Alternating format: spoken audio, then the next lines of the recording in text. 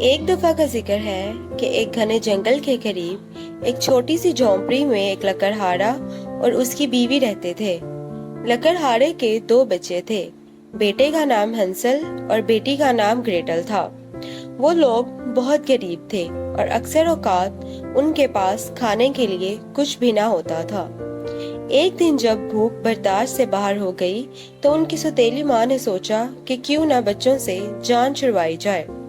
اس نے اپنے شوہر لکڑہارے کو اس بات پر اکسایا کہ وہ بچوں کو گھنے جنگل میں چھوڑ آئے تاکہ بچے کبھی واپس نہ آ سکے۔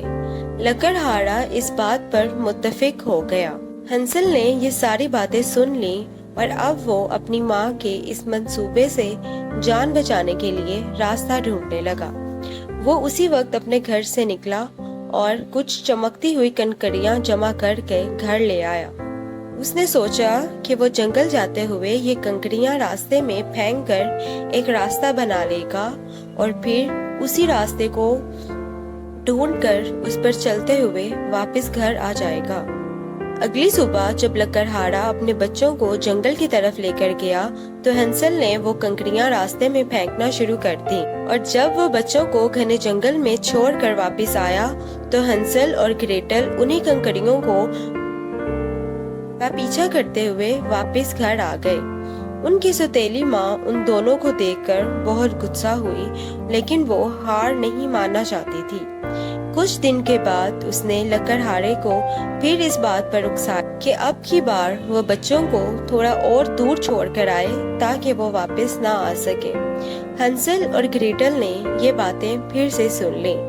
اب کی دفعہ انہوں نے راستے میں پھینکنے کے لیے ڈبل روٹی کے ٹکڑے اٹھائے۔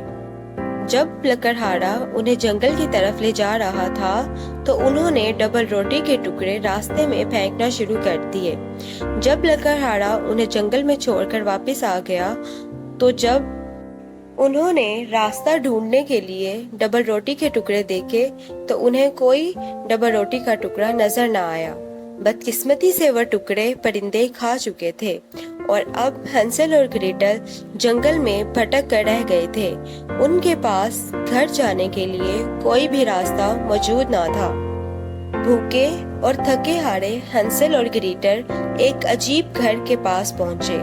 وہ گھر چاکلیٹ، سویٹس اور کینڈیز کا بنا ہوا تھا۔ بھوک کی وجہ سے ان دونوں کا برا حال تھا۔ وہ اس گھر کو دیکھتے ہی اسے کھانے لگے۔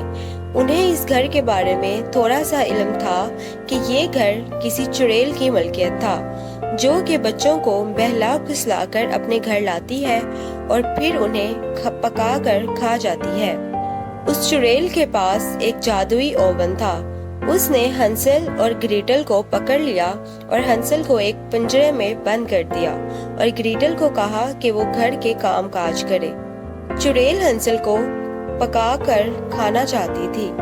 گریٹل بہت چالاک تھی اور وہ چڑیل کے اس منصوبے کو سمجھ چکی تھی۔ گریٹل نے ایسا ظاہر کیا کہ اسے تو اوون چلانا ہی نہیں آتا اور اس نے چڑیل سے کہا کہ وہ اسے کام میں لانا سکھائے۔ جیسے ہی اس چڑیل نے اوون کا دروازہ کھولا، گریٹل نے اسے اندر دھکا دے دیا اور اس کا دروازہ بند کر کے اسے وہیں پہ تالا لگا دیا۔ اب ہنسل اور گریٹل آزاد تھے۔ انہوں نے چڑیل کے گھر میں موجود خزانہ لیا اور اپنے گھر کی طرف بھاگے۔ انہوں نے راستے میں انہی سنہری کنکریوں کو پیچھا کیا اور اپنے گھر پہنچ گئے۔ تب تک ان کی سوتیلی ماں وفات پا چکی تھی۔ لکڑہارا اپنے بچوں کو دیکھ کر بہت خوش ہوا اور وہ لوگ اپنی باقی کی زندگی چڑیل کے گھر سے لیے گئے خزانے کی وجہ سے ہنسی خوشی گزارنے لگے۔